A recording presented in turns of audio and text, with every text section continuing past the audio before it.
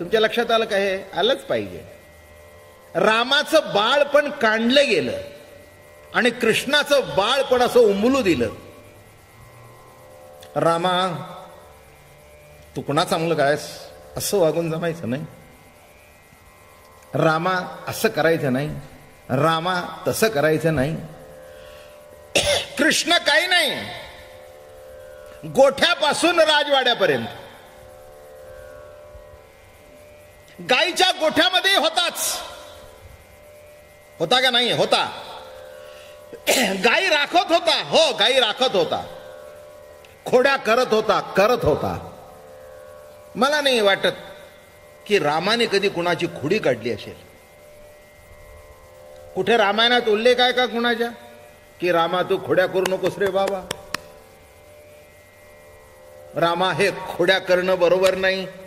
पण कृष्णचरित्रात आहे, अरे तू खोडी नको करू माझे बाबा वा, तू खोडी नको करू माझे बाबा. हाती घेऊन या काठी शिकविते श्रीपती. हाती घेऊन या काठी शिकविते श्रीपती.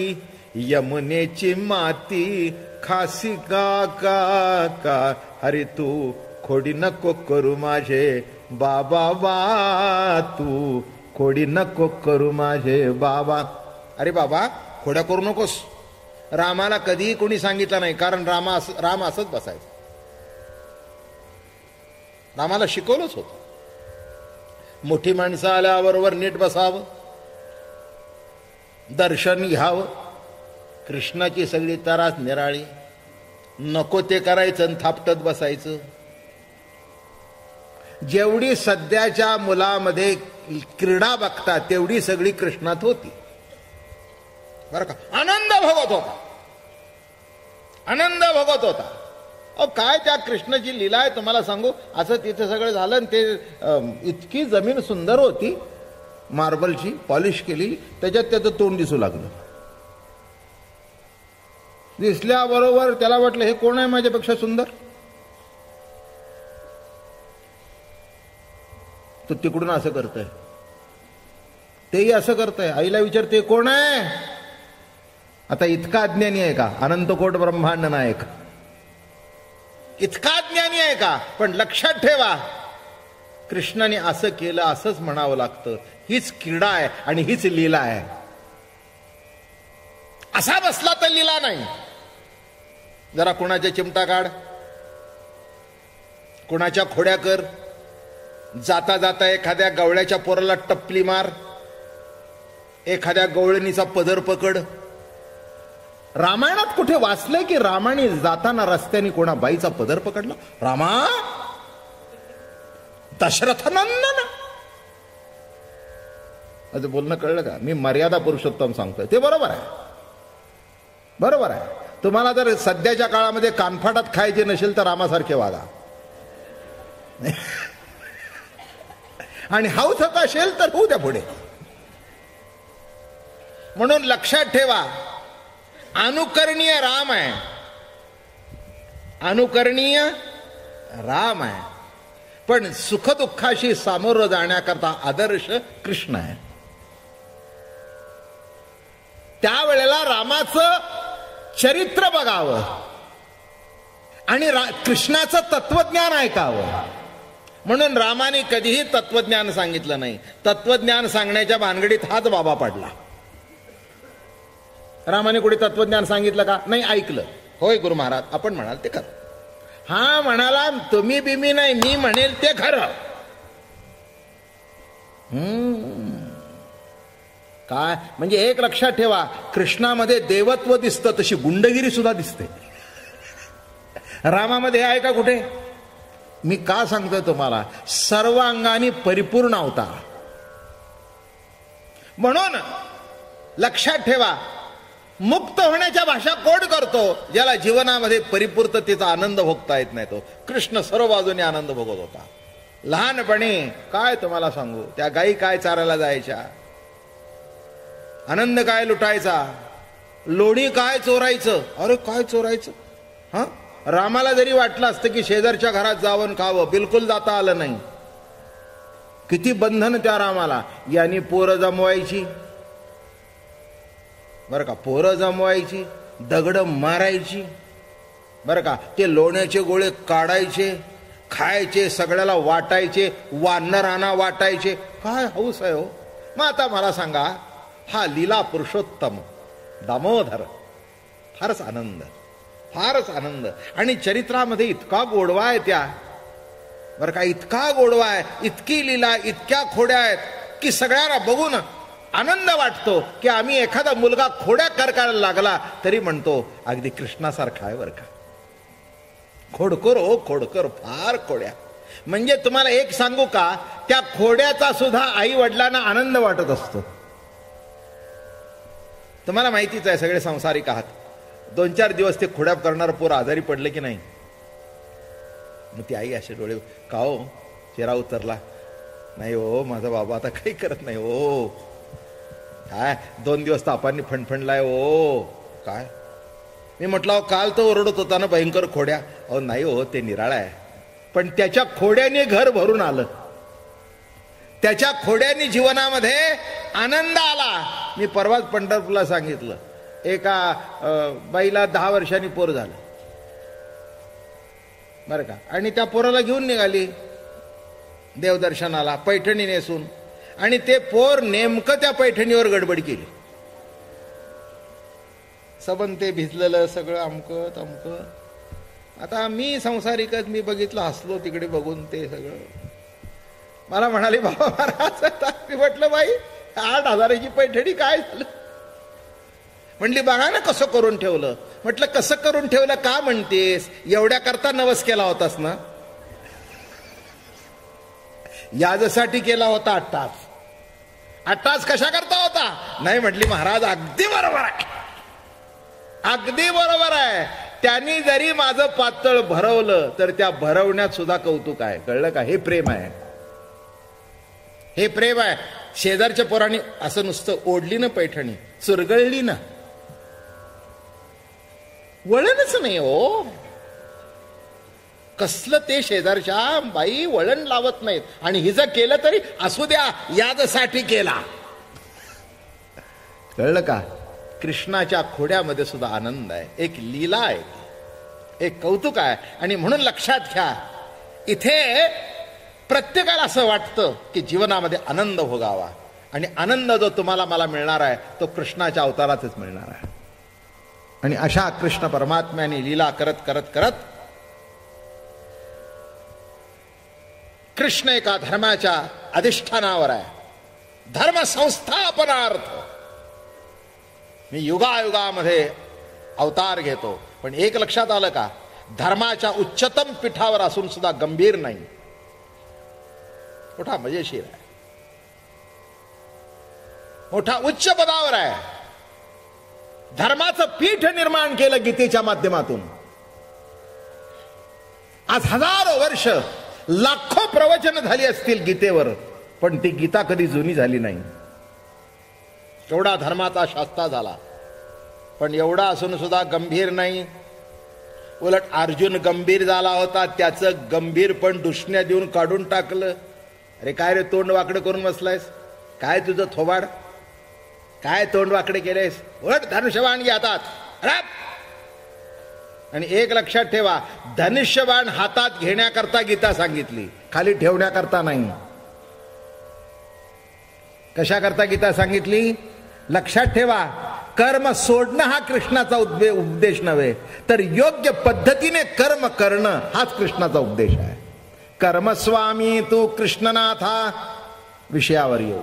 कर्मस्वामी तू कृष्णनाथा, इंद्रिय क्रिया समजता कोणा न करवे अन्यथा. कर्म नियंता श्रीकृष्ण, कर्माचा नियंता श्रीकृष्ण आहे. कोण आहे लक्षात ठेवा. पुन्हा सांगतो, रमण रूपाने जी सत्ता प्रगट होते त्याला राम म्हणावं, आणि कर्मरूपाने जी सत्ता प्रसरण पावते त्याला कृष्ण म्हणावं. म्हणून कर्म कधी टाकता येत, टाकायचा प्रयत्न करू नका, चुकाल. टाकता येतं का नाही का. सांगे श्रवणी ऐकावे ठेले, के नेत्रीचे तेज गेले, हे नासारंध्र बुझाले परिमळू नगे, हे नटकेचे जरी काही तरी त्यागिले ते काही, म्हणून कर्मत्यागो नाही प्रकृती म्हणता. ज्यांनी ज्यांनी प्रकृती धारण केलेली आहे त्याला कर्म कधीही टाकता येत नाही. एक पुन्हा अजून दुसऱ्या पद्धतीने सांगतो, कर्माचा त्याग म्हणजे कृष्णाचा त्याग, आणि कृष्णाचा त्याग करता येत नाही म्हणून कर्म कधी टाकता येत नाही. तुम्ही झोपला तरी कर्म चालू आहे ना, थांबलंय का? तुम्ही झोपता पण आतलं पोटातलं कर्म अन्न पचन करण्याचं चालूच आहे. ते सांगतायत मी काय करतो तू झोपल्यावर. प्राणापानाची आदोळ भाती, फुंक फुंको अहोराती, आणि अटी तसे नेणो किती उदरा माझी. काय सकाळी उठल्याबरोबर पोट साफ झालं की बरं वाटतं, कर्म घडलं रात्रीचं म्हणून. काय हो म्हटलं काय, काही खरं नाही, काय खरं नाही. अरे तू झोपला तरी त्याचं कर्म चालू आहे. तो श्वास घेऊ नको, श्वास तोच घेतोय. तुम्ही श्वास घेता काय? काय तुम्ही श्वास घेताय? उगीच बोलू नका, गडबड होईल. श्वास कोण घेतो? नाकातून तुमच्या श्वासोश्वास चालू आहे. प्राणपानाच्या दोडभाती, फुंक फुंकोन अहोराती, अटी तसे नेणो किती उदरा माझी. तुझ्या पोटामध्ये किती आठवून टाकतो बघ. अरे काय कृष्ण किती सांभाळतो. असा हा कृष्ण कर्मरूपाने नित्य प्रगट होणारा कृष्ण म्हणून लक्षात ठेवा. उच्च पदावर असून सुद्धा गंभीर नाही. खोड्या आहेत, दिला आहे, जरा इकडे तिकडे भांडणं रावणं आहे. अगदी लव्ह मॅरेज सुद्धा आहे. आता सांगेन मी तुम्हाला, अजून रुक्मिणी आलेली नाही ना.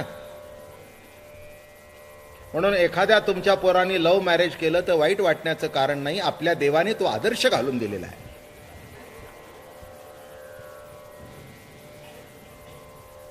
ते म्हणाले हे ऐकण्याकरता आम्ही इथे आलो का? मी तुम्हाला कुठे सांगितलं ऐका म्हणून? मी काय तुम्हाला ऐका म्हणून सांगितलं का? तुम्ही ऐकायला आलाय. फक्त मी तुम्हाला कृष्ण काय आहे ते सांगतोय. बघा आहे का नाही, रामाचं ते बघणं बिघणं सगळं बित्सर. तो पण ते बाण ते मग जाणं मागणं घालणं. इथे मागणं घालणं बिलणं काही नाही. आणि पळवली ती इथून तिथून नाही, देवळातून. Something unique. एका शब्दात सांगू का, या जगातलं युनिक फीचर्स म्हणजे कृष्ण. युनिक, अलग लक्षात. हो, कुणाला पटू दे, कुणाला न पटू दे, कुणी मानू दे, कुणी न मानू दे, कुणी देव म्हणू दे, कुणी न म्हणू दे. चोर, जार, शिखामणी. विष्णू सहस्त्रनामातली पुढची नामावळी आहे बरं का. कृष्णाची स्तुती करताना सगळे म्हणतात विष्णू सहस्त्रनाम. आता हे चोर, जार, शिखामणी हे कुठलं सहस्त्रनाम? हे सुद्धा सहस्त्रनामाच्या पुढचं आहे. तुम्हाला माहिती नाही, ज्यांनी हे चोर, जार, शिखामणी म्हटलं त्याला सुद्धा सुदर्शन चक्र टाकलं आणि त्याची ज्योत यांच्या तोंडात गेली, आपल्यात मिळवून टाकलं. काय कृष्ण आहे? शिशुपाल. शिशुपाल आहे की नाही? किती शिव्या दिल्या? अशी सभा भरली, 100 शिव्या दिल्या. 100 शिव्या दिल्यानंतर टाकल्याबरोबर त्यालाही मुक्ती दिली, त्यालाही मुक्ती दिली. असा म्हणला नाही की यांना मला. मग मला असं वाटलं, कृष्णा हे विष्णू सहस्त्रनाम गाणारे नीट सगळं प्रद्युम्ना यन्मा, अमक्या यन्मा, तमक्या यन्मा, त्यालाही तू काय देतोस माहिती नाही, पण शिव्या देणाऱ्याला मात्र तू मुक्ती. म्हणून लक्षात ठेवा, जेव्हा भागवत सांगेन तेव्हा सांगेन, उद्धवानी मुक्ती मागितली नाही, मुक्तीवर गुरुभक्ती मागितली. काय सांगितली? बरं झालं मला आता आठवलं भागवत सांगायचं. जरूर सांगेन, अप्रतिम. बरं का, भागवत म्हणजे 12 स्कंदातला एकादश स्कंद जो आहे, ज्याच्यामध्ये उद्धवाला उपदेश केलेला आहे, अप्रतिम भाग. बरं का, काय सांगितलं? मुक्ती कोणाला पाहिजे? मुक्ती म्हणे. अशा शिशुपालादिकांना सगळ्यांना तू मुक्ती दिलीस, मला मुक्ती नको. मुक्तीवरील जी गुरुभक्ती ती माझा अवताराची अवतार शक्ती. आणि म्हणून लक्षात ठेवा, हे सगळं करू शकतो कोण? एक कृष्णच करू शकतो. आणि म्हणून आपला वेळ होऊन गेला. आज पहिला दिवस आहे म्हणून प्रस्तावनावदा तुम्हाला सुरुवात केली. याच्या पुढचा भाग आपण आता रासक्रीडेला सुरुवात करू. उद्यापासून भगवंताची रासक्रीडा जी आहे ती सांगीन. मग एक एक एक एक एक एक सुंदर चरित्र, मग सुदाम आहे, मग द्वारकेला गमन आहे, अमकं तमकं जेवढं होईल तेवढं सांगीन. आणि मग एकनाथी भागवत सांगायला सुरुवात करीन. आजचा पहिला दिवस आहे. आपण सगळ्या आवडीने आज पहिल्या दिवसापासून येत आहात. आजच संकल्प करा की 1 तारखेचं प्रवचन ऐकूनच आम्ही इथून बाहेर पडू. म्हणजे तिथपर्यंत बसायचं नाही. हो बरं, तिथपर्यंत बसायचं. शेवटचं त्या दिवशीचं कीर्तन संपलं की आपण निघून जायचं. म्हणजे घरी जरी गेला तरी रोज मनाने इथे येत जा, मी आणि तुम्ही, असं एकमेकाचं एक अतूट प्रेमाचं नातं. त्या प्रेमाच्या नात्याला दुसरा कसलाही संबंध नाही. कृष्ण हा त्या प्रेमाच्या नात्याचा सांधा राहील तुमच्या माझ्यामध्ये, आणि ते नातं मात्र प्रेमाचं अतूट राहील. असं तो मुरलीचा नाद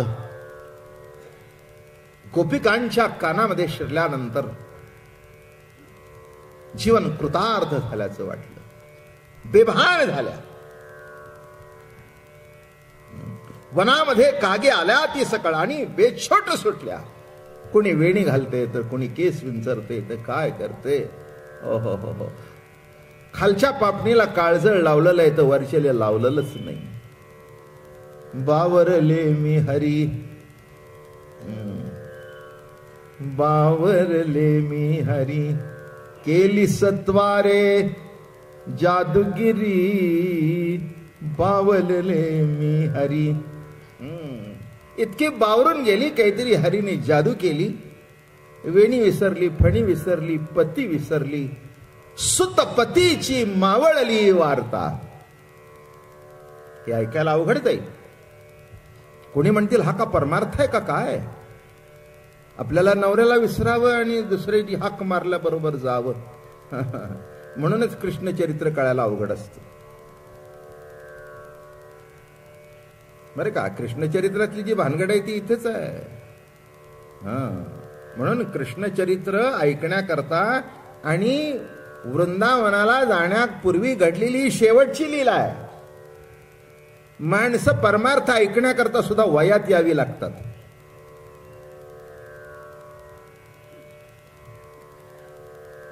काय जसं गाणं आहे आता, ही सिनेमामध्ये गाणी गातात, चांगले आहेत, काही वाईट नाही. प्रत्येक गाणं कुठच्या नाही कुठच्या तरी रागदारीवर आधारितच असतं. पण अशी उडत्या चालीची गाणी असतात, चटकन माणसं पकडू शकतात.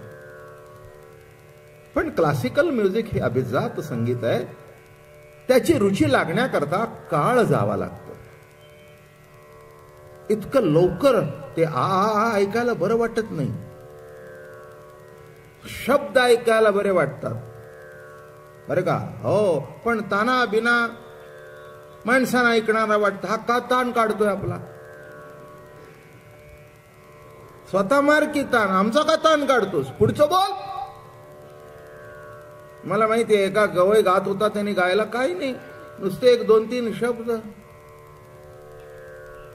सखी म्हणला, बस एवढंच बागेश्वरीची. पुन्हा ते सखी, अरे म्हटला पुढे सरकी. एकदा त्या तुझ्या सखीला कळलं ना मन लागत नाही. अरे पुढे हो ना, पुढचं सांग की. आता याच्या पुढे काय शंख करा. आलं का लक्षात? मग जो सुरामध्ये नादामध्ये होता तो म्हणाला काय बागेश्वरी गायली हो, वा क्या बात आहे, काय काय क्षण. हा म्हणतो पुढे सर. आलं का लक्षात? हे सगळं एकंदर विचित्र आहे सगळं. मी तुम्हाला मागे एकदा गोष्ट सांगितली, तुमच्या लक्षात आहे का? बालगंधर्वांचं नाटक चालू होतं, मला वाटतं पुण्यामध्ये का सांगलीला. आणि मोठी मोठी माणसं तिकीट काढून यायची. त्यातलंच मग त्यावेळेला ती जसं आता नाटकाला सिनेमाला जायचं काही विशेष राहिलं नाही. मग त्यावेळेला तो गावचा पाटील 25 रुपयाचे तिकीट फ्रंट लाईनचा आला. आणि बालगंधर्व आले, सुरू केलं, नाही मी बोलत हा हा नाही मी बोलत, नाही मी बोलत. आणि ते काय ते अँगल तसा आला बालगंधर्वांचा. तो पाटील नाही मी बोलत,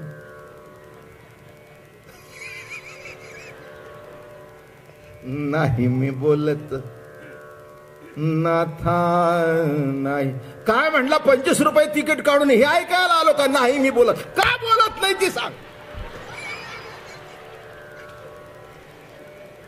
काय म्हणला आम्ही तुझं घोडं मारलं, एवढ्या करता 25 रुपये तिकीट काढलं का? नाही मी बोलत.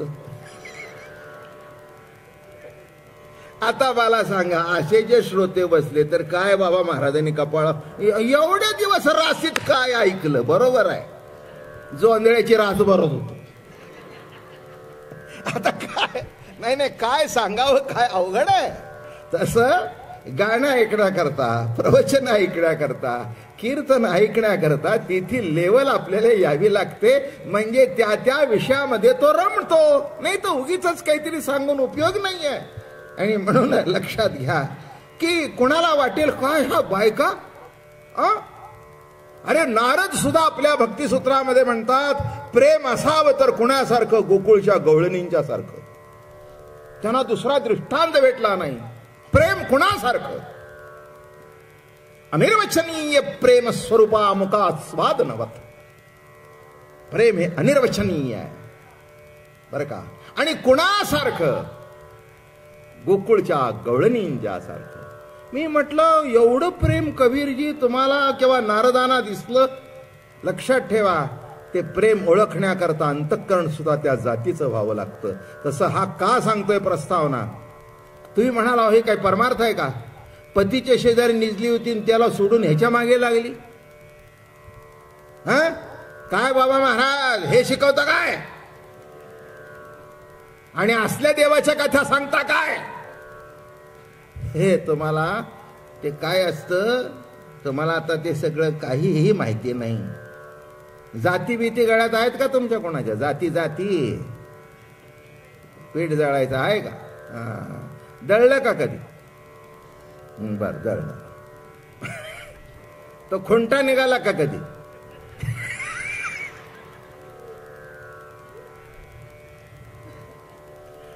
मग तो काय असतं, तो खुंटा निघतो, मग त्याला नारळाची शेंडी किंवा दुसरं काहीतरी घालून असं हलवून हलवून ठोका मारायचा. हलवून हलवून. मग ती एक म्हणली, अहो ठोका मारताय आणि हलवताय का? ते म्हणली हलवल्याशिवाय पक्क बसत नाही. तसं माझं चाललंय.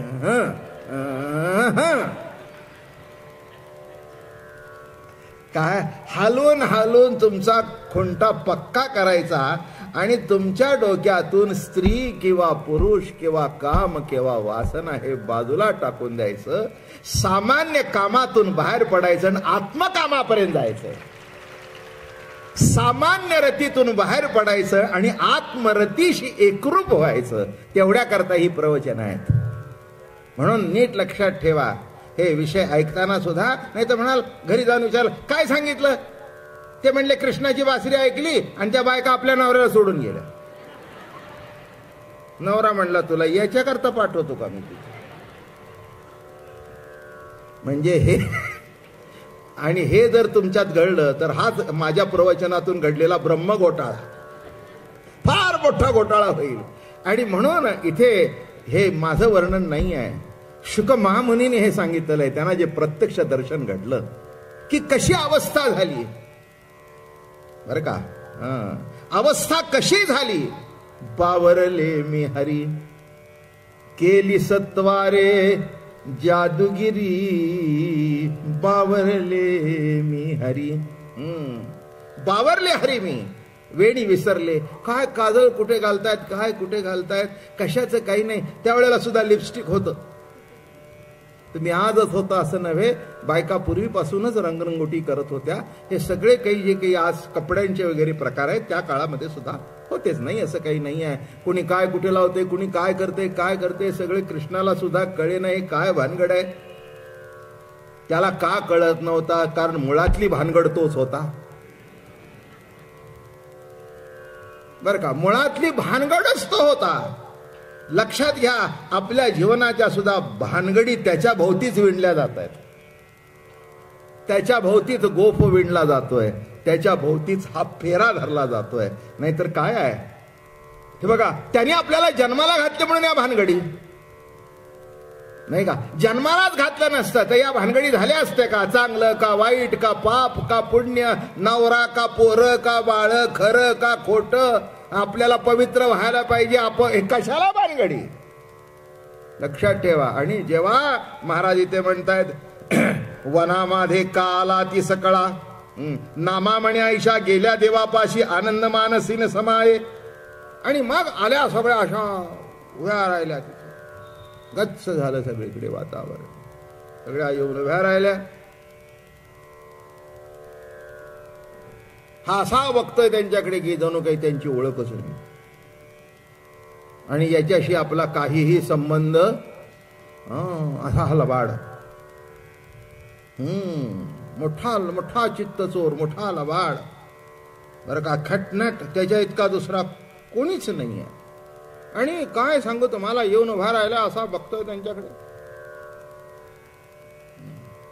होशी तो नामा निराळा, करूनच्या करून. आणि पुन्हा म्हणजे ते माहिती आहे ना तुम्हाला, 16,108 भोगून ब्रह्मचारी आहे का नाही. काय आता कशी काय अर्थ, हे आम्हाला तो भानगडी करतो आणि याचे आध्यात्मिक अर्थ चालवता चालवता आमचं डोकं खराब होऊन जातं बरं का. 16,108 भोगून ब्रह्मचारी आणि तो 60,000 खंड्या अन्न खाऊन निराहारी. काय सगळी एकंदर गमतीच आहे त्या सगळ्या. बघतोय सगळ्यांच्याकडे, लाज वाटत नाही का म्हणे तुम्हाला? हे कसं झालं कळलं का? आपणच एका पोरीला शीळ घालून बोलवायचं आणि ती जवळ आल्यानंतर लाज वाटत नाही का तुला? पोरांच्या मागे लागतेस. मी आपलं तुम्हाला थोडस, जो तुम्हाला जीवनातून गेलेला आहे तुमच्या, थोडं तरी तुम्हाला तुम्ही केलं नसेल, बघून तरी असेल ना. सहज आपलं त्या बालगंधर्वन फुटपाथून चालताना असे प्रकार दिसतातच माणसांना, नाही दिसत का? शेळ मारायचं आणि तिने जर मुलीने वळून बघितलं, लाज वाटते का? तुझ्याकडे कोणी मारलंय का? थोबाड बघ तुझ्याकडे, कोण शेळ मारणार? अंकित झालं. वा वा वा, इथे टाळ्या आल्या मला जोरात. पटला विषय, पटला. अरे मी सुद्धा एक काळी तरुण होतो, पण माझं तरुण पण उमलण्याच्या अगोदरच माझं लग्न करून टाकलं, तेव्हा या भानगडी मी केल्या नाही.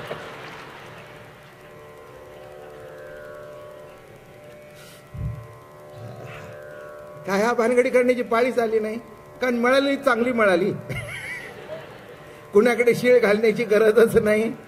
हे बघा, आत्ताचा जमाना आणि 72 वर्षापूर्वीचा जमाना खूप फरक होता बर का.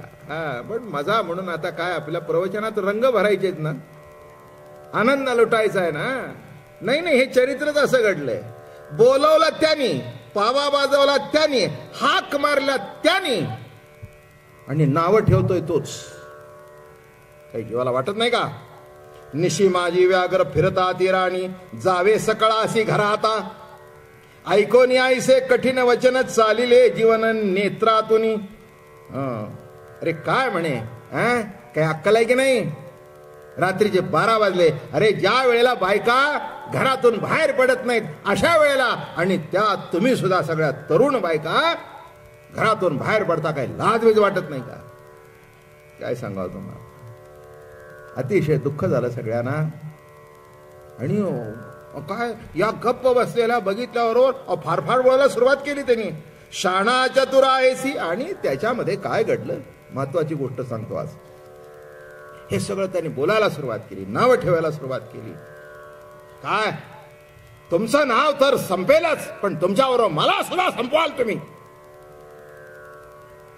मी काही ऑर्डिनरी माणूस नाही आहे, गावच्या पाटलाचा मुलगा आहे आणि पाटलाचीच पोरही धंदे करत असतात.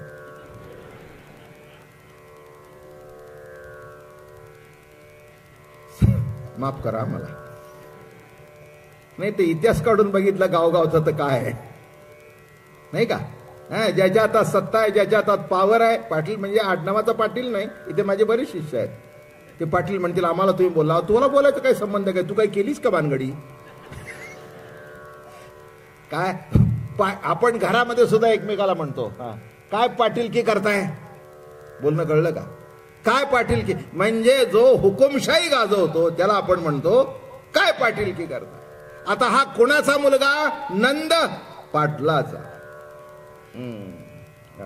आणि काय तुम्हाला सांगू, रुबाब मध्ये जेव्हा बोलू लागला ते म्हणाले तुम्ही संपालन मलाही संपून चाल, घरी जा.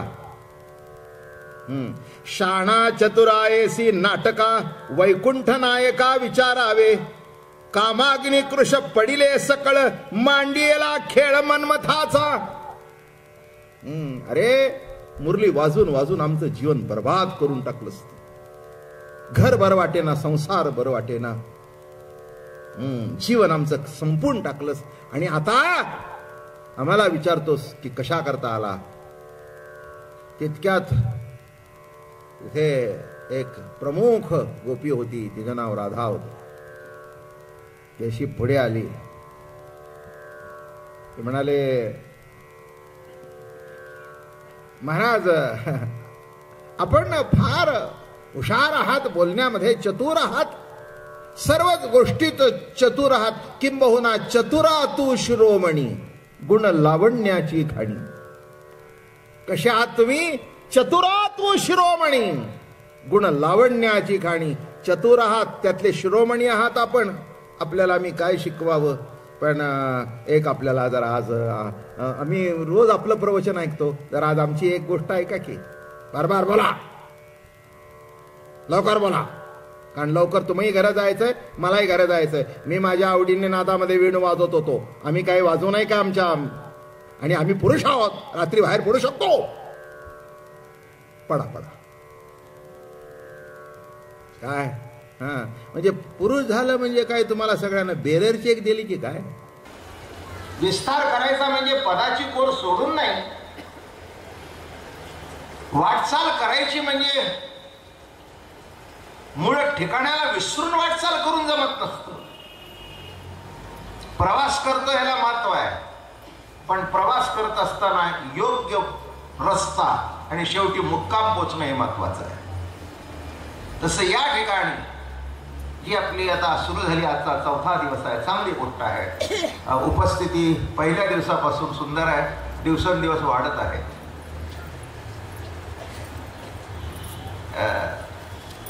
त्र्यंबकेश्वरला गंगा करंगडीच्या धारेने सुरू होते, पण पुढे जाऊन मिळते तेव्हा.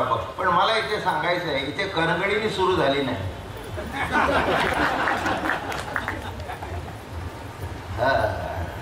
इथे पहिल्या दिवसापासून मोठा झोस सुरू आहे. आता ते पात्र दिवसेंदिवस व्यापक होत आहे, त्याची पैसता वाढत आहे. आणि जितकी पैसता वाढेल तितकी मनाची पैसता वाढेल, बुद्धीची पैसता वाढेल. बरं का? मनाची पैसता वाढणं, बुद्धीची पैसता वाढणं नामे परमार्थ. केवळ शहाणं होणं नव्हे, शब्द जमा करणं नव्हे, शब्दाची प्रतिती जमा करणं नामे परमार्थ. नाही का? एक मनुष्य शब्दाचे 100 अर्थ करतो. शब्दकोश काय आहे? माझं बोलणं कळलं का? शब्दकोश काय, विशेष काय? सध्या या गावोगावी प्रचार करत असतात, मुलांना अंगावर पाजाव, मुलांना अंगावर पाजाव, मुलांना अंगावर पाजाव. काय वेळ आलेली आहे, आईला शिकवायची पाळी आली की मुलाला पाज. नाही, कलियुग म्हणायचं असेल तर यालाच म्हणा. नाही नाही, म्हणजे समाज किती नादारीत निघालेला आहे, नाही का? अहो, आईला कुठे जनावराला सुद्धा शिकवावं लागत नाही. माझं बोलणं कळलं का? पाज म्हणून ती धार देत नाही, बाळ आले की धार सोडते, वासरू आलं की धार सोडते. आणि इथे शिकवायची पाळी आली, कारण मधला काळ असा गेला की बायकांनी अंगावर पाळू नाही, त्यांचं देखणे पण कमी होतं. घ्या हाणून कपाळावर. स्वतःचा देखणेपणा जमता जमता बाळाचे जीवन बरबाद होतंय याचा कधी विचार केला नाही. म्हणून आता सांगायची पाळी आली की अंगावर पाजा, कारण त्याच्या इतकं सुंदर दूध दुसरं नाही. तापवायला नको, बाटली उकळायला नको, रबर बदलायला नको आणि इन्फेक्शन व्हायला नको, नाही का? तसं ज्ञानोबारायचं दूध म्हणजे डब्यातलं दूध नाही, अंगावर पाजणं आहे. का लक्षात? प्रेम पाना पाजी यागी माझे आई, धावे ओ विठाई ओ रसोनी. का हा प्रेम पाना आहे, बळजुबरीने सुटलेला नव्हे, त्या बाळाकडे बघून सहज प्रगट झालेला आहे. तसं सामान्य जीवाकडे बघून ज्ञानेश्वरीच्या प्रत्येक शब्दामधून कळकळ निर्माण झाली, प्रेम प्रवाहित झालं. तोच ज्ञानेश्वरी म्हणजे ज्ञानोबारायचा प्रेमपाना. आणि या दृष्टिकोनातून विषय मांडण्यापूर्वी महाराजांनी मोठ्या कौतुकाने आणि गजाननाचं स्मरण केलं. आपण कुठपर्यंत आलो? ओम नमो जी आद्या वेद प्रतिपाद्या. वेदाने ज्याचं प्रतिपादन केलंय असा. काल सांगितलं की कोणी त्याला असा आहे, हे एक अक्षर ब्रह्म आहे. ब्रह्माचा अबोला फुटावा.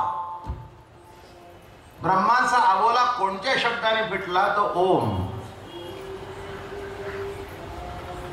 लक्षात ठेवा, शब्द ब्रह्म आहे, पण ते शब्द ब्रह्म ज्याच्यातून प्रगट झालं ते चैतन्य मात्र परब्रह्म आहे. म्हणून ओंकार ब्रह्मपूर्ण त्यासी प्रकाशित से चैतन्य घन, त्या भगवंतासी शरण. कुणाला शरण? तो मूळचा जो भगवंत आहे, ज्याच्यातून ओंकार प्रगट झाला.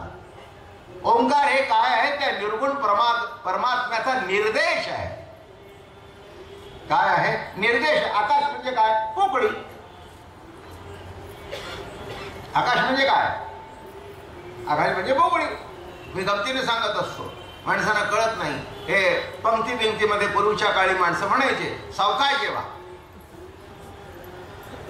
सावकाश जेवा म्हटल्यानंतर एक इतका आडवा हात मारणारा होता, 3 पंक्ती उठला तरी जागचा हल्ला नाही.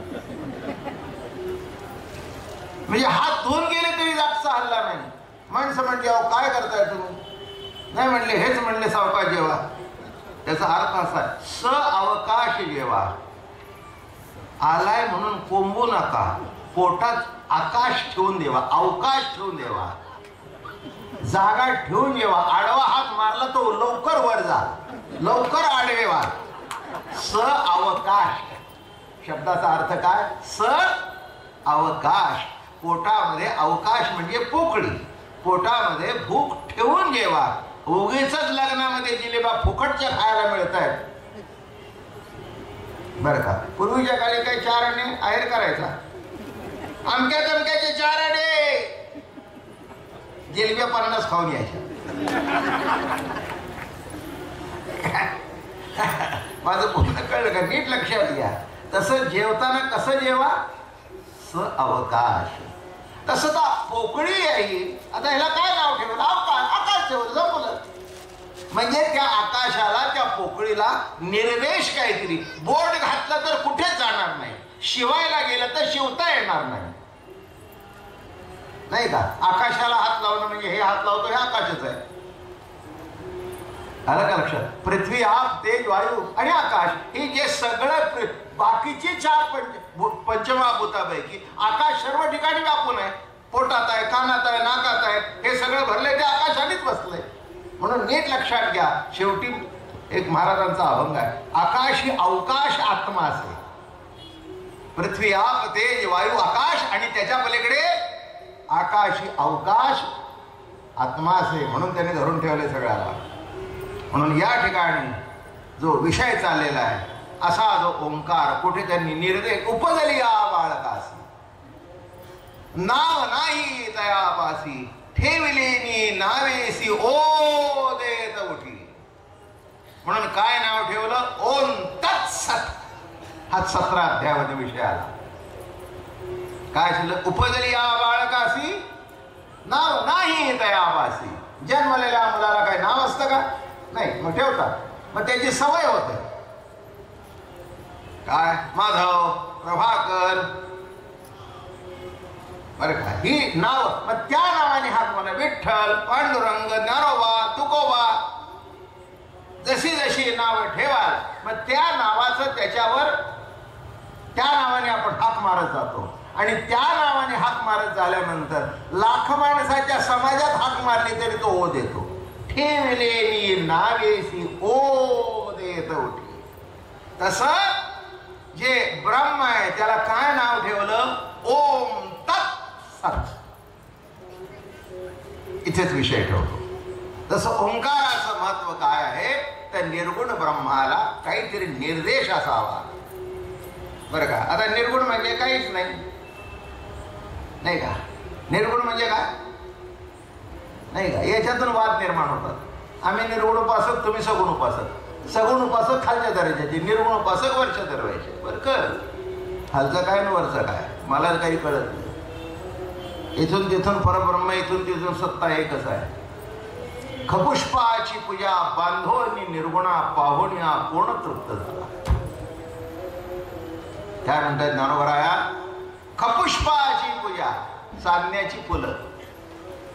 खपुष्पाची पूजा बांधोनी निर्गुणा. खंडन करायचं एका शब्दात खंडन होतं. निर्गुण शब्द तरी निर्गुण आहे का सगुण आहे? काय म्हटलं मी? निर्गुण शब्द तरी निर्गुण आहे का सगुण आहे? ज्या क्षणाला तुम्ही मुखातून शब्द उच्चारता तिथेच तो निर्गुण सगुण झाला. पण निर्गुण आहे कळणार कोणाला? निर्गुणाला का सगुणाला? नाही, निर्गुण आहे, परब्रह्म निर्गुण आहे, कळणार तरी कुणाला? निर्गुणाला का सगुणाला? वाद घालायचं. वाद एवढ्या करता काढायचं तुमच्यापेक्षा आम्ही श्रेष्ठ, याच्यापेक्षा दुसरं काही नसतं. वारकरी संत परंपरेतून कुठेही वाद निर्माण झाला नाही. विशिष्ट मर्यादेपर्यंत निर्गुण जसं श्रेष्ठ आहे तसं विशिष्ट मर्यादेपलीकडे सगुण सुद्धा श्रेष्ठ आहे. विचार ओघाने आले तर सांगून टाकतो. आपल्यामध्ये प्रत्येक गोष्टीचे दोन भाग आहेत. एक निर्गुण भाग आहे, एक सगुण भाग आहे.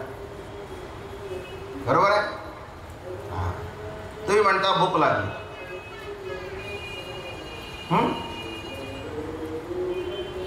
हा रोज बायकोला अडवायचा.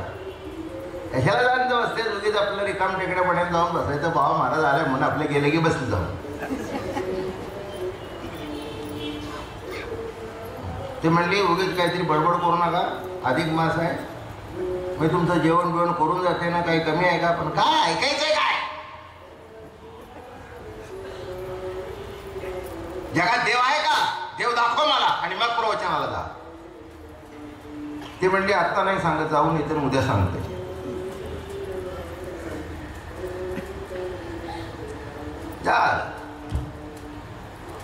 दुसऱ्या दिवशी उठला, चहा वगैरे झाला. मग म्हणे अगं काही नाश्त्याला काही खायला केलेस का?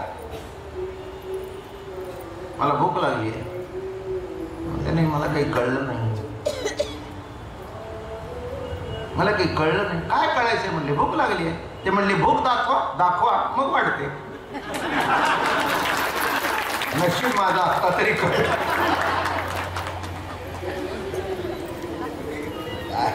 भूक दाखवा, उगीच भूकत बसू नका.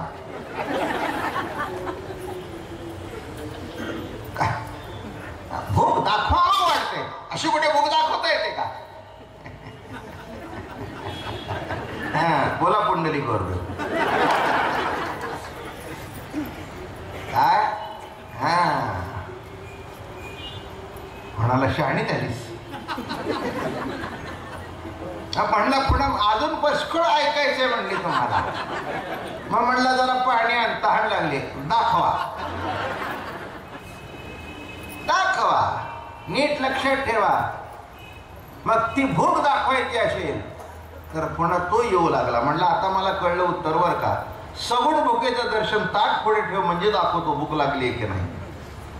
निर्गुणामध्ये भूक लागते पण सगुण ताट समोर आल्याशिवाय तृप्तता नाही. तसं निर्गुण परमात्मा जरी अंतःकरणात असला तरी सगुण पांडुरंगाचं दर्शन झाल्याशिवाय समाधान नाही. म्हणून पंढरीशिवाय म्हणून कोणत्याही गोष्टीला निर्गुण आणि सगुण हे दोन भाग असतात. किती सांगू, म्हणाल तितकं सांगेल. काय, एक मोठा हुशार मुलगा होता. हुशार मुलगा होता, पेपर घेतला, खरंच हुशार होता. आणि माहिती त्याने काय केलं, अर्धा तास नावच कोरत बसला. सुंदर नाव केलं कोरून. पेपर बघितलं, हुशार मुलगा असल्यावर ते इन्स्पेक्टर जाता येतं काय लिहिलं, ते लिहितच नव्हतं. काय तर काय करणार, काय बोललं तर तोही रेस्टिकेट हाही रेस्टिकेट. शेवटी शेवटची परीक्षा नव्हती, मधलीच होती. मग ते पेपर गेले प्रिन्सिपलकडे आणि मग वडिलांनी विचारत, पेपर कसे काय, उत्तम.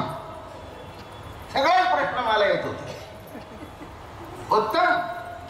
शेवटी बोलवणं आलं की आपल्या मुलाने पेपर फारच चांगले लिहिले, देऊन बेटा झालं. बघितलं सगळे बोल, काय रे म्हणले, काढवा अक्कल आहे का तुला, लिहिलं का नाही, लिहिलं कशाला म्हणलं, डोक्यात आहे ना. म्हणजे निर्गुणात आहे ना. ते म्हणले जे डोक्यात आहे ते हाताने लिही तर पास, नाही तर नापास. तसं निर्गुण जर निर्गुणात राहिलं तर उपयोग नाही. निर्गुण जेव्हा सगुण रूपाने जर प्रगट झालं तरच आनंद आहे. बायकोनी बटाट्याची भाजी डोक्यात करून तुम्हाला जर घातली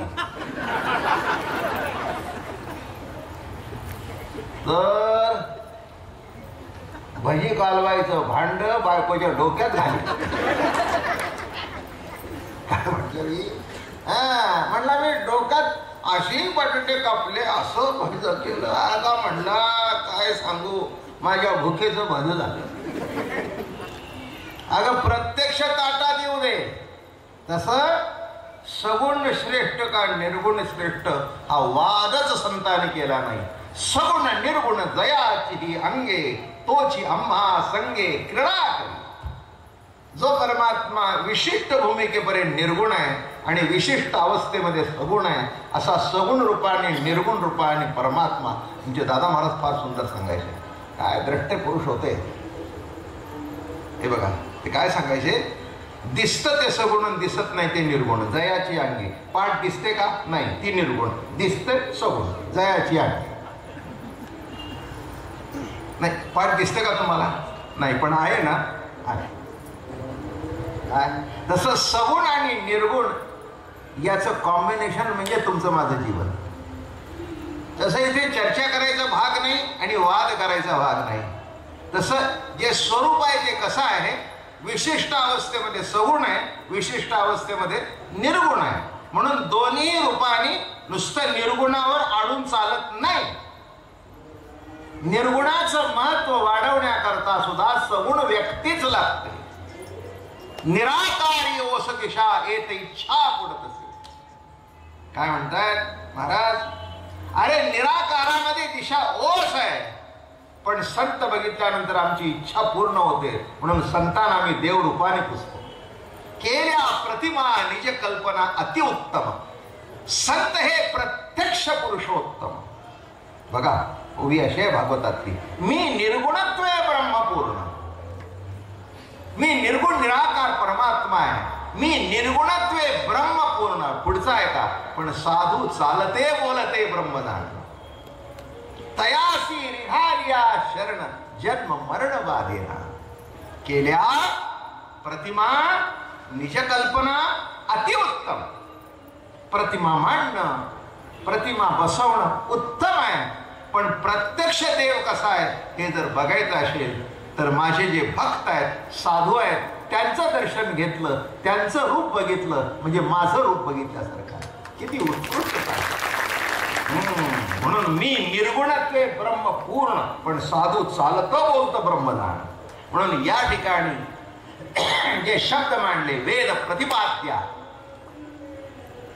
देव सगुण काय निर्गुण, बरं का, कितीतरी व्याख्या अवघड आहेत. आज्य काय, अव्य काय, अनंग काय, पेंदा काय, निकवडा काय, अचक्षु काय, आचरणू काय, काय कळलं तुम्हाला? आता झालो ना मी विद्वान. असं आहे सगळं. नसते मोठे मोठे शब्द वापरायचे, काहीही मुसळ श्रोत्याला पदरात पडायचं नाही. जसं जाताना गेला तसं येताना परत आला. मार्केट बंद झाल्यानंतर पिशवी हलवत जातो, हा म्हणला गेलं पण मिळालंच नाही, तसंच आहे. तसं एक लक्षात ठेवा, बाहेर पडल्यानंतर काहीतरी घेण्याकरता जातो, तसं इथे आलेला मनुष्य प्रत्येक व्यक्ती काहीतरी घेण्याकरता येते, बरं का. दोन शब्द जर घरी गेले आणि जीवनामध्ये आचरणाचा प्रयत्न केला तर माझी खात्री आहे तुमच्याकरता दोन शब्द सुद्धा पूर्ण होतील. त्याच्यामध्ये विशेष काय आहे? म्हणून वेद प्रतिपाद्या जय जय. पुढे जाऊया. पुष्कळ इथे सुद्धा गाडी थांबेल आणि इथे सुद्धा महिना पूर्ण होईल, असं काही प्रश्न येत नाही. काय विशेषही काही नाही आहे. आलं का लक्षात? आयुष्य याच्यातच गेले, असंही काही नाही आहे. रोज ज्ञानेश्वरी सांगितली, अखंड कीर्तन, अखंड ज्ञानेश्वरी, तेव्हा किती विषय किती पैस मांडायचा त्यालाही काही मर्यादा नसते. परमसत्ताचं विश्व व्यापून आहे तर प्रवचन का विश्व व्यापून होणार नाही? तुम्ही तेवढे पाठ केलेले डिक्शनरीचे अर्थ बसाल, तेवढा अर्थ पाठ केलेला संपला की पुढचं. तसं नाही आहे, तसं नाही आहे, तसं नाही आहे. ईश्वरी सत्ता अनुभवाच्या माध्यमातून बघाल तेव्हा तुम्हाला कळेल. शब्दसृष्टी कमी पडेल पण विषय कमी पडणार नाही. तेव्हा महाराज या ठिकाणी म्हणाले जय जय ससंवेद्या. जय जय कुणाचा जय जयकार? ससंवेद्या, जो स्वतःचा वेद्य आहे, ससंवेद्या, बरं का.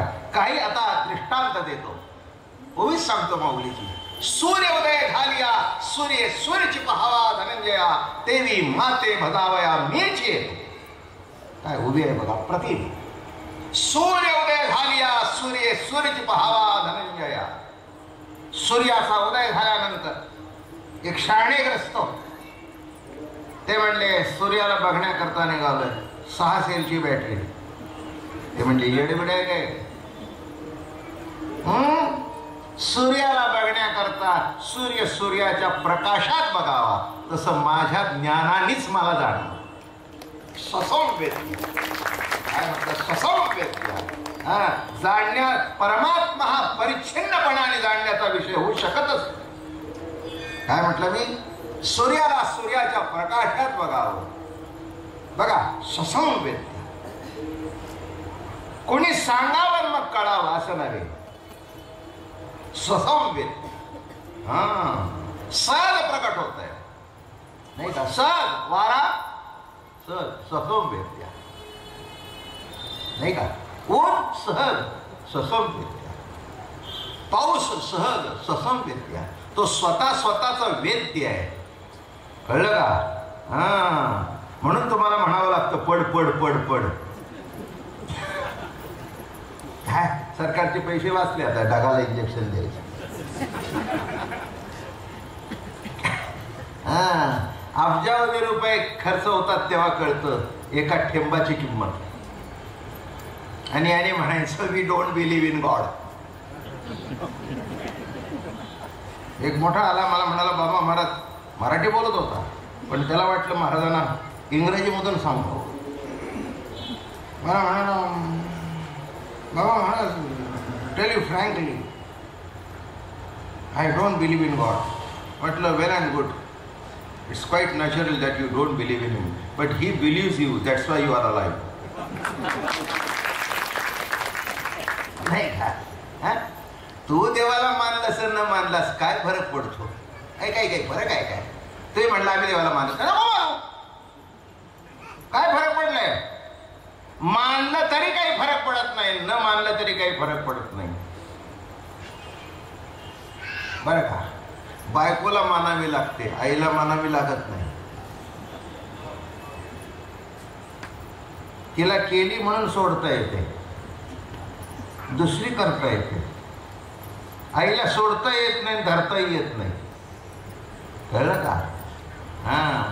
आईचं अस्तित्व सिद्ध करायची गरज नाही, बापाचं अस्तित्व सिद्ध करायची गरज नाही, तसं परमात्म्याचं अस्तित्व सिद्ध करायची गरज. तुमच्या दिसण्यातूनच प्रभूचं असणं दिसतंय. तुमचे दादा महाराज असे असे पृथ्वी मुलाचे शब्द वापरायचे. ते काय म्हणायचे माहिती आहे का? जीवाचं असणं हेच प्रभूचं दिसणं. काय भाषा होती बघा. जीवाचं असणं हेच प्रभूचं दिसणं आणि प्रभूचं असणं हे जीवाचं दिसणं. एकमेकावर अवलंबून आहे. आईकडे बघितल्यानंतर मुलाचं स्मरण आहे आणि मुलाकडे बघितल्यानंतर आईचं स्मरण आहे, नाही का? म्हणून बायको हा भाग निराळा आहे, आई हा भाग निराळा आहे.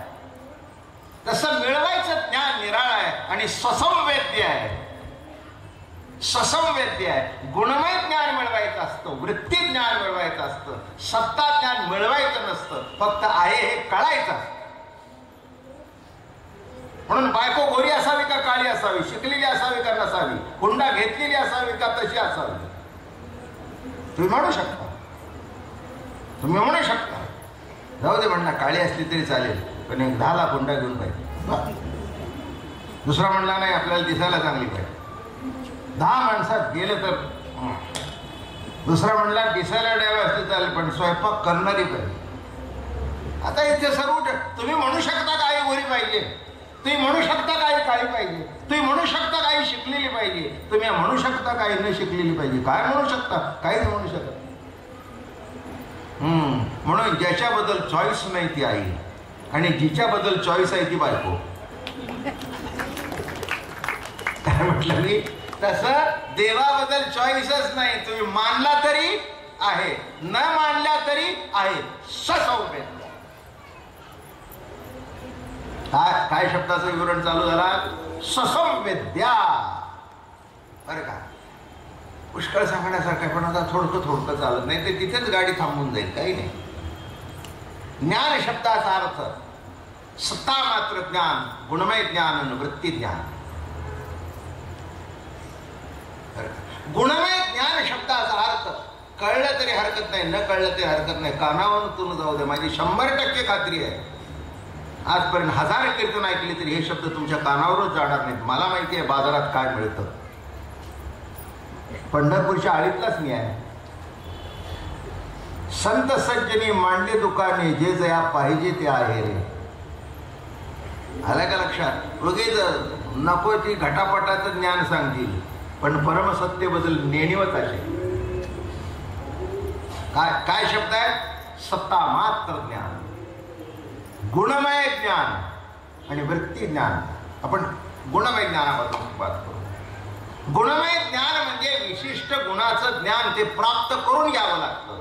डॉक्टर गुणमय ज्ञान, वकील गुणमय ज्ञान, इंजिनियर गुणमय ज्ञान. त्या गुणामुळे तुम्हाला किंमत आहे. गुण संपला तर माणसं बोलवणार नाही. माणसं काय या म्हणून लागली? गुणामुळे. विशिष्ट गुणाचं ज्ञान, पण त्या गुणमय ज्ञानाला मर्यादा आहे. मोठा इंजिनियर होता, 50 माळ्याची बिल्डिंग बांधली, त्याचं पोटात दुखू लागलं, ते डॉक्टरकडे गेले. तिथे त्याला काही कळलं नाही. डॉक्टरला बिल्डिंग माहिती होती, त्याच्याकडे गेलं. दोघांकडे वाद निर्माण झाले, वकिलाकडे गेले. अजून किती यादी देऊ? एवढे 3 सांगितले म्हणजे पुष्कळ. काय? विशिष्ट गुणाचं ज्ञान नामे गुणमय ज्ञान. बरं का? गुण आहे तिथपर्यंत महत्व आहे. गुण संपला की तुम्ही संपला.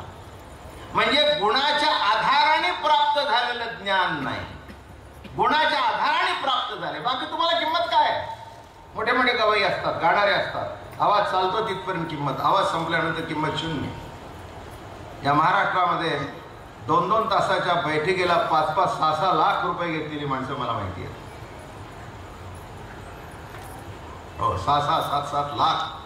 आवाज संपल्यानंतर माणसं म्हणू लागली आता बोलू नका बरं का, ऐकण्यात काही अर्थ नाही, it is only just waste of money. त्यांच्याबद्दल आम्हाला आदर आहे, पण आता गाणं शिल्लक राहिलं नाही. कारण आवाज जो स्वर घशातून बाहेर पडायला पाहिजे तो पडत नाही. गुणमय ज्ञान.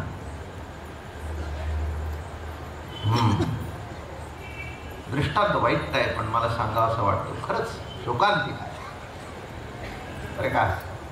या महाराष्ट्रामध्ये नव्हे जगामध्ये असा राजहंस झाला नाही, बालगंधर्व. रुक्मिणीचा पाठ करताना वगैरे वगैरे वगैरे जेव्हा स्टेज असायचं तिथे ऐकून घ्या, कृष्णाचा दरबार सजवताना त्या दरबारमध्ये समयामध्ये सुद्धा अत्तर जाळलं. त्या काळामध्ये 70-70, 80-80 रुपये तोळ्याचं अत्तर. दागिने घातले ते खरे दागिने घातले, शालू नेसले ते त्या काळामध्ये 5-5 हजाराचे शालू नेसले. ज्या काळी पहिलं तिकीट 25 रुपये होतं. बघा कोण होतं तिथपर्यंत महत्व, पुढचं सांगत नाही. जे नाटक बघण्याकरता माणसं सांगलीला जात होती, सांगलीची इथे येत होती. गुण संपल्यानंतर माणसाची किंमत शून्य आहे. जे प्राप्त करून घ्यावं लागतं ते गुणमय ज्ञान, त्याच्या पुढे जातो.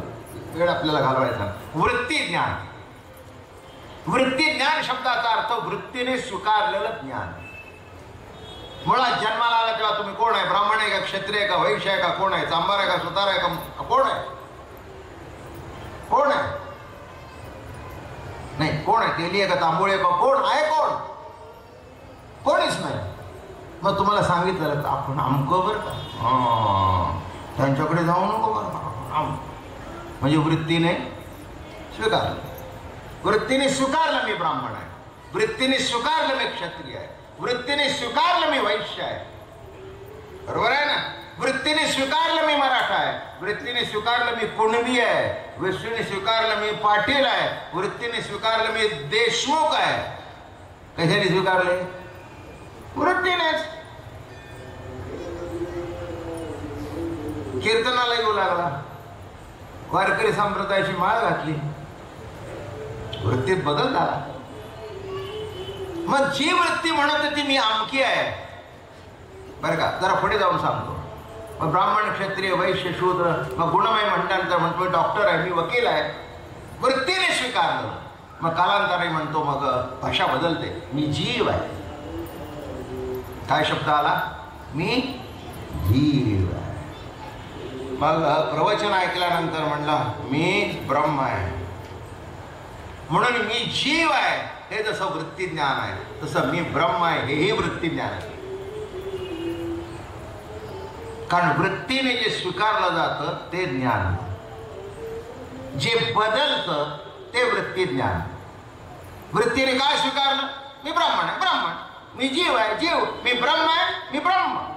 म्हणून बघा, मी जीव आहे ही लोखंडाची बेडी आहे, आणि मी शिव आहे ही सोन्याची बेडी आहे. पण मी जिथपर्यंत शिल्लक आहे तिथपर्यंत ही बेडीच.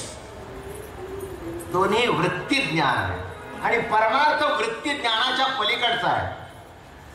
गुणमय ज्ञान ऐकून ठेवा, कळेल यथावकाश. तरी अगदी स्पष्ट सांगतोय, न कळण्यासारखं काही सांगत नाही. काय?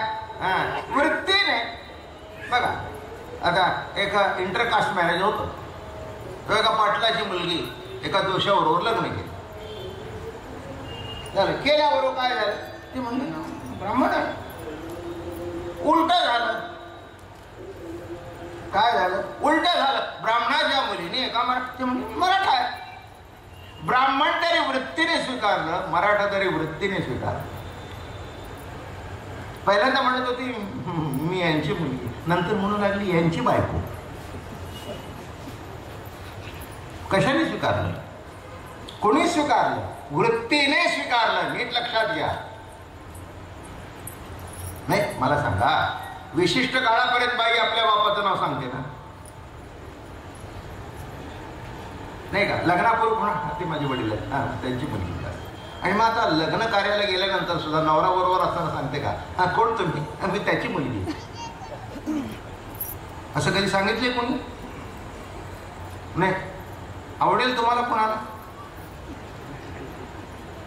तुम्ही शेजारी असताना तुमची बायको सांगते मी आमच्याची मुलगी, ते लग्न माझ्याची लागले ना.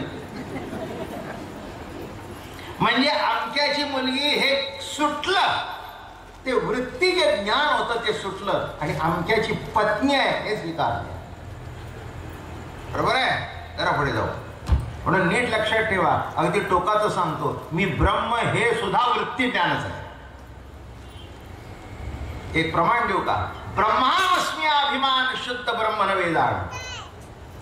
मी ब्रह्म आहे हे म्हणणं सुद्धा अभिमानच आहे. म्हणून जेवढे अहम ब्रह्मास्मी म्हणणे तेवढे खड्ड्यात गेले. तुका म्हणे अहम ब्रह्म नाडे वनिती भ्रम. काय कळलं तुम्हाला सांगतो.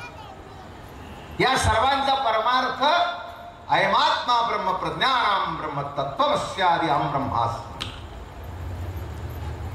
तत्वमस्यादि महावाक्यात काय सांगतात? ते तत्व तू आहेस. तत्व असी ते तत्व तू आहेस असं गुरु सांगतात. शिष्य काय म्हणतो? होय महाराज, आपण म्हणतात ते बरोबर आहे. अहम ब्रह्मास्मि तत्त्वमसि अहम ब्रह्मास्मि. ते ब्रह्म मी आहे. आता ब्रह्म आहे का मी ब्रह्म आहे? काय असे स्थिर काय बसला? नाही, काय म्हटलं मी ब्रह्म आहे का ब्रह्म आहे? अरे ब्रह्म असताना मी कशाला लावतो? ब्रह्मच आहे. मी म्हटलं की खालच्या दर्जाला आलं. मी ब्रह्म आहे का ब्रह्मच आहे? ब्रह्मच आहे. मी कुठून लावलंस? म्हणजे मी ब्रह्म आहे म्हणताना त्या ब्रह्माहून तुझा मीपणा बाजूला पडला. म्हणून तुका महाराज म्हणाले अहम ब्रह्म. लक्षात घ्या, अहम ब्रह्मास्मि. अहम शब्द आला ना. अहम मी ब्रह्म. अरे मी ब्रह्म म्हणू नकोस, तू ब्रह्मच आहेस. ब्रह्म काय म्हणतोस? मी शब्द लावला की गेला खड्ड्यात. संपलं. एवढ्या वर्षाची साधना फुकट गेली. म्हणून तुकोबाराय म्हणाले मी कसा आहे? अणुरेणुया थोकडा तुका आकाश हा एवढा. तत्वमसी विद्या ब्रह्मानंदी सांग तोच झाला अंगे स्वये तुका. म्हणून ते म्हणाले हे मी ब्रह्म आहे म्हणणं हा मोठा भ्रम आहे. म्हणून हे बघा, हे कळत नाही म्हणून ब्रह्म घोटाळा आहे. शब्द काय? ब्रह्म घोटाळा काय? मी कळत नाही, हे कळत नाही, हा ब्रह्म घोटाळा आहे.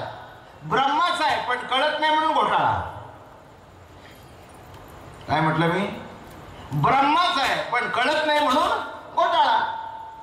ब्रह्म आहे, कळत नाही म्हणून म्हणतो मी जीव आहे, मग म्हणतो मी पापी आहे, मग म्हणतो मी मुक्त आहे. नाही का? बद्ध असेल तर मुक्त आहे. मुळीच मुख्य नाही बद्धता, तेच काहीची आणली मुक्तता. मुळात जर जीव बद्धच नाही तर मुक्त कुठून आणला?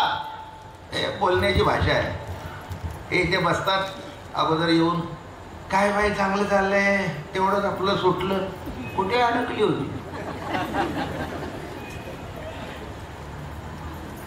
कोणी कुठे अडकलेलं नाही, फक्त तुमचा दिवस आलेला नाही. नाही कळलं? टाटा असू दे, बिर्ला असू दे, नाही तर आणखीन कोण असू दे, दिवस आल्यानंतर खलास. राजे रजवाडी असू दे, एका क्षणात खलास. काय सांगतोस? कुठे अडकला? कोण कुठे अडकला?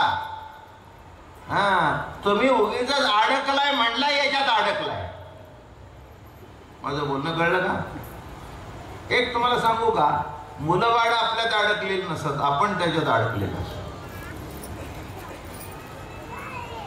माझं बोलणं कळलं का? मुलं बाळ आपल्यात अडकलेलीच नसतात आणि अडकूच नाही, त्याने आपल्या मुलात अडकावं.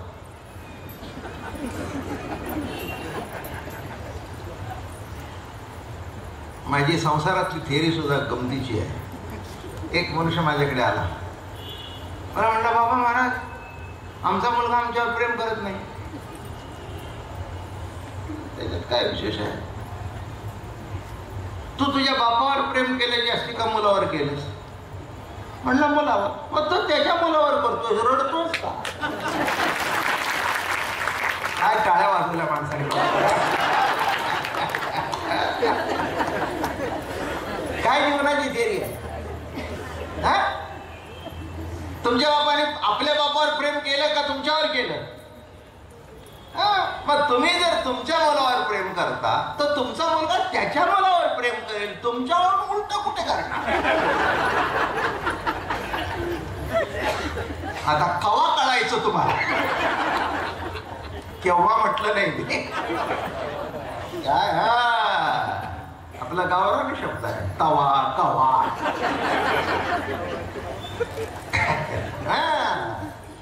लक्षात घ्या. तसं इथे मोठी गंमत आहे. तुकाराम महाराज म्हणाले, एक सांगतो, वेदांत शास्त्राची परिसीमा अहंब्रह्म, आणि तुकाराम महाराजांनी त्यांचं जे ज्ञान त्याला भ्रम ठरवतात, म्हणून वेदांत शास्त्र जिथे संत तिथेच वारकरी संप्रदाय सुरू. कळायला टाइम लागेल तुम्हाला, इतकं लवकर लक्षात येणार नाही. ही थेरीच अवघड आहे. काय म्हणून एक सांगू का, जिथे देवाचं अस्तित्व थांबतं तिथून संतांचं अस्तित्व सुरू होतं. म्हणून आधी पूजा गुरुनाथा चाले देवावरी सत्ता. काय शब्द आहे तसं अहम ब्रह्मास्मी, म्हणून त्याला तुकाराम महाराज ब्रह्म म्हणाले. काय शब्द आहे. हे म्हणतात सगळे मुक्त व्हा. संत म्हणतात मुक्ती हा भ्रमाचं लक्षण आहे. मुक्त कासया म्हणावे पण धनते नाही ठावे, सुखे करीतो कीर्तन भय विसरले मन. मुळीच मुख्य नाही बद्धता, तेथ कैची आणली मुक्तता. काय संत वाङ्मय नीट बघायला पाहिजे. आपण बघत नाही, करत नाही, काही नाही. काही काही माणसं मी टीका करतो असं नव्हे, पण लक्षात घ्या, आम्ही 10 पारायणे केली, उत्तम आहे, 100 कर, पण पुढे 1 पारायण असं कर, प्रत्येक शब्द कळल्यानंतर पुढे वाच.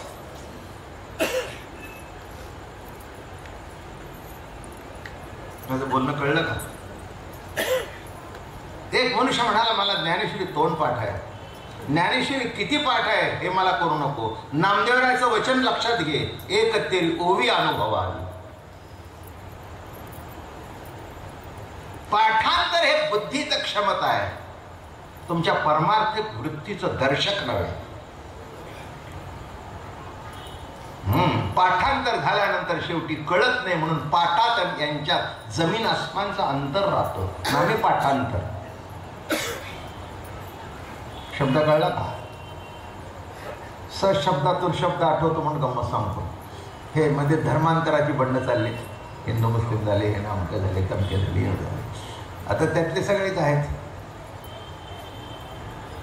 आले आमच्याकडे, नमस्कार म्हणजे बाबा, काय म्हणले, हे धर्मांतराच्या भानगडी चालल्यात. म्हटलं आम्हाला त्यातलं काही कळत नाही, साधी पंढरीची वारकरी, आम्हाला काय कळणार आहे. नाही म्हणते, तुमचं काय मत आहे. म्हटलं माझं काय मत आहे, मला काही जास्ती कळत नाही. म्हटलं तुम्ही सगळे विद्वान आहात. आलेला मोठा तो प्राध्यापक होता, मी B.Ed PhD झालेला होता. मी म्हटलं साधा वारकरी माणूस, मला काय कळतं. नाही म्हणले, धर्मांतराबद्दल तुमचं काय म्हणणं आहे. म्हटलं धर्मांतराबद्दल माझं काही म्हणणं नाही आहे, तो शब्द सांगतो. धर्म जेव्हा माणसात अंतर ठेवून चालतो तेव्हा धर्मांतर होतं. कळलं का तुम्हाला तरी. अवघड आहे. समजून सांगतो चला. घरातली बायको जर नीट जेवण करत नसेल तर हॉटेलचा नाद लागतो. कळलं. घरातली बायको जर ताज्या तेलात भजी करून घालत असेल तर महिनाभर कढई चालवली उतरली नाही, त्याच्यात तळून खातो, बरं लागतो. बायकोला म्हणतो तिथल्यासारखी चव नाही. तिथल्यासारखी कशी असेल चव असेल, त्याच्यामध्ये गटाराचा वास जातो.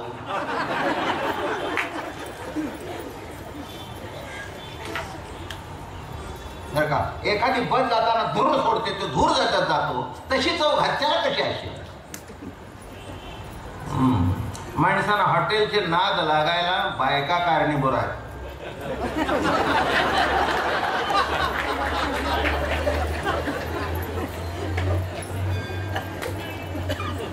तुम्ही जर नीट करून घातलं तर जाती. पुरुष सुद्धा नेबळेटच. काही काही बायको नवरा जर सकाळी जायच्या 6ला रात्री पोळ्या करून घेते, शिळ्या करून देते, आणि त्याला म्हणते लोणचं घेऊन ठेवा, पेढे करत येते ते. मग हिच्या पोळ्या तिकडे बेडेकराचं लोणचं, आणि इकडून तिकडून मग भाजी कॅन्टीन मधून मागवा. मग कॅन्टीन मधून मागवायचं होतं तर तुझ्या शिल्लकीने कशाला. माफ करा, हे तुमच्याकरता नाही. कारण याच्यातली एकही बाई अशी वागत असेल असं मला वाटतं.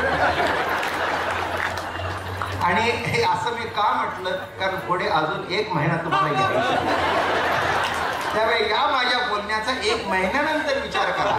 सध्या डोक्यातून काढून टाका.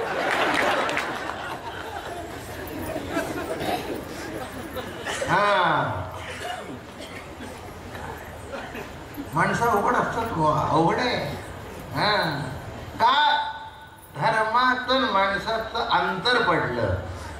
धर्म जर लोकांना स्वीकारे ना, तो अस्पृश्य आहे म्हणून जर बाजूला काढू लागला, तर त्यांनी जर धर्मांतर केलं तर त्यांना नावं ठेवायची गरज काय?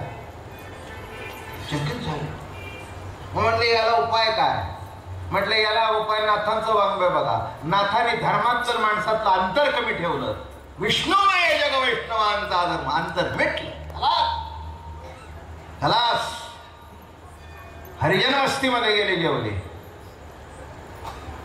अस्पृश्याचं मूल बघितलं, कडेवर घेतलं. मुलगा वैरी झाला, पण आपल्या तत्वाला च्युत झाले नाही. लक्षात ठेवा, हे धर्मातलं माणसातलं अंतर मिटवलं. धर्मातलं माणसातलं अंतर मिटवलं असेल ते फक्त वारकरी संप्रदायात नाही. हो, ठासून सांगतोय मी. माझ्या शब्दाला उत्तर देता आलं नाही त्याला. मला म्हणाला हा अर्थ मी आजच ऐकला. हो बरोबर आहे म्हटलं.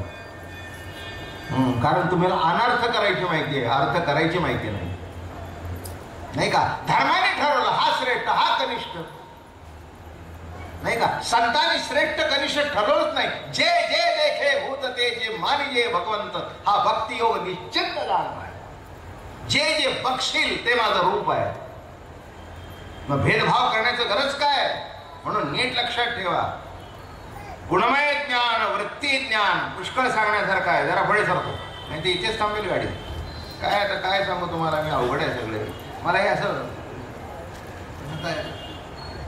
चला शेवटी सत्ता मात्र ज्ञान सांगतो, म्हणजे कुठेतरी लक्षात येईल. सत्ता मात्र ज्ञान बघा, 3 ज्ञान सांगितले. स्वसं वेद्या, जे स्वतःच वेद्य मिळवायची गरज नाही.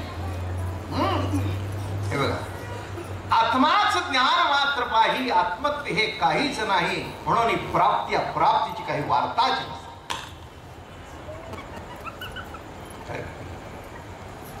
सत्ता मात्र ज्ञान मिळत नसतं, फक्त मिळून हे कळत असत.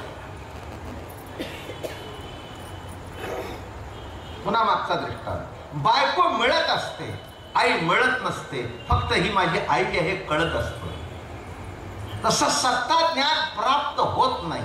सत्ता ज्ञानाने एवढंच कळतं की नित्य प्राप्त आहे, नित्य उपलब्ध आहे. आत्माच ज्ञान मात्र पाही, आत्मत्व हे काहीच नाही. म्हणून प्राप्ती प्राप्तीची काही वार्ताच नसते. निज ज्ञान नित्य प्राप्त आहे, नित्य उपलब्ध आहे. त्याचं नाव आहे सत्ता मात्र ज्ञान. सत्ता म्हणजेच ज्ञान, ज्ञान म्हणजेच सत्ता, ईश्वर म्हणजेच ज्ञान आणि ज्ञान म्हणजेच ईश्वर. म्हणून ज्ञान ईश्वर, ज्ञान देव, तेच ज्ञानोबा. कळलं का? जे ज्ञान पिता आहे, जे ज्ञान गुरु आहे, तेच ज्ञान देव आहे, ज्ञान ईश्वर. म्हणून ते प्राप्त होत नसतं, प्राप्त असतच, फक्त कळावं लागतं. कळण्याकरता संतांची संगती, नाही का? हे उपलब्ध आहे. चला अजून नसेल समजलं सांगतो. शाळेवर लिहिलं गवतातला ग, मगरीतला म लिहिलं, बरोबर आहे. मगरीतला म बोर्डावर लिहिलं, पण मगरीतला मग ओळखणारं जे ज्ञान आहे ते ओरिजिनल तुमच्याकडे आहे. मगरीतला म हे गुणमय ज्ञान, ज्या ज्ञानाने ते धारण केलं हे सत्ता ज्ञान. अहो ते ज्ञान आहे म्हणून ते कळलं. ते जर नसेल तर कळणार काय पुढे? कशाने कळणार? कशाने कळणार? म्हणून एक लक्षात ठेवा, दृष्टांत सांगतो. जग डोळ्याने बघावं, पण डोळा कशाने बघावा?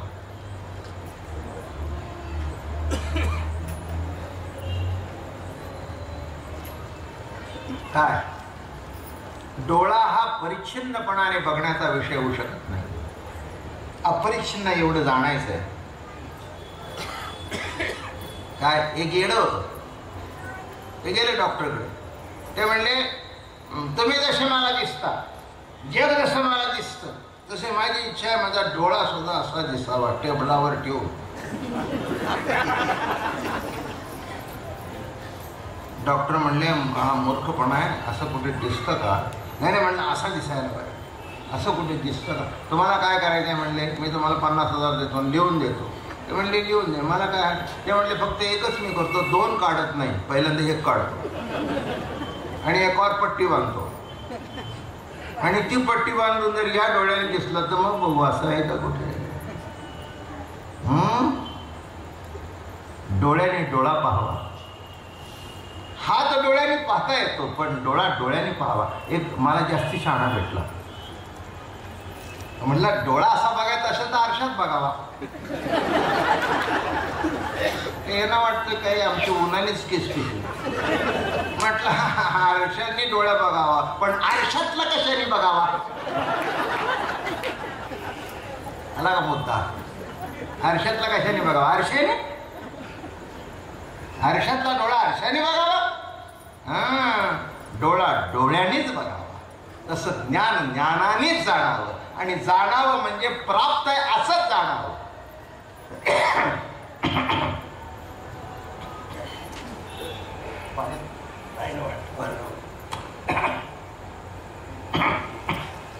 राहू दे, काय मीच म्हटलं नको नको म्हणणे त्या दिवशी लागले. मग अशा आईचं म्हणले मला की पाण्याची बाटली घेऊ का? अगं म्हटलं कीर्तनात लागतं, इथे काय लागत नाही. देव म्हणले जास्ती शहाणा झालास काय? ते म्हणलं बरोबर आहे. अरे नको भाई, तो शिवा बसा आपण, काय ते गरज नाही काही. हे बघा किती झाले बघितलं का तुम्ही? अरे बापरे, मला ते खोकल्याने सांगितलं 9:15 झाले. बरोबर हे चल.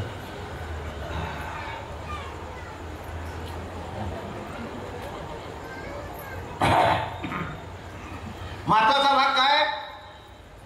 टाइम झालाय बरं का आता. काय आणि कमी केलं नाही मी. पहिल्या समारंभात 15 मिनिटं कमी झाली म्हणून 9:15 झाले. कमी करतच नाही मी, करणारी नाही. 1 मिनिटही कमी करणार नाही, माझ्या स्वभावात ते बसत नाही. काय सांगितलं? सत्ता मात्र ज्ञान नित्य उपलब्ध, नित्य प्राप्त. म्हणून लक्षात ठेवा, आत्माच ज्ञान मात्र पाहिजे. आत्मा आणि ज्ञान 2 शब्द नाहीत. आत्माच ज्ञान मात्र पाहिजे, आत्मत्वी हे काहीच नाही.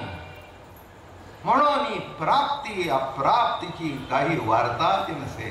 म्हणून प्राप्त आहे का अप्राप्त ही वार्ताच नसे. फक्त ती प्रतिती प्रगट होणं ही सत्या मात्र ज्ञानाची भेट. नमो